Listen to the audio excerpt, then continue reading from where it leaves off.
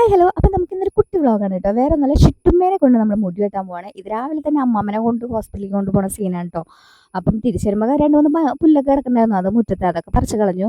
നിറയെ പുല്ലുണ്ട്. അപ്പം ഞാൻ അതൊന്നും കളഞ്ഞില്ല, കുറച്ച് കളഞ്ഞു. ഷിറ്റുമ്മയുടെ സ്ഥിതി ഇങ്ങനെയാണ്. അപ്പോൾ പാരുന്ന് ലീവാണ് ഓൾറെഡി. അപ്പോൾ ഷിറ്റുനെ കൊണ്ടുപോകാൻ വേണ്ടിയിട്ടാണ് ലീവ് എടുത്തത്. അപ്പോൾ അവൾക്ക് ഫീവറായ കാരണം കൊണ്ട് കുറച്ച് നാൾ കഴിഞ്ഞിട്ട് ഡ്രസ്സ് ചെയ്യാമെന്ന് വിചാരിച്ചിട്ടായിരുന്നു കേട്ടോ. അപ്പോൾ ആൾ ഭയങ്കര ആക്റ്റീവായിട്ടുണ്ടായിരുന്നു. കാല് കയറിയപ്പോഴത്തേനും ആൾ അടങ്ങി ഒതുങ്ങിയിരുന്നു. നമ്മൾ ജേക്കബിലാണ് പോയത്, നടത്തറയിലുള്ളത്.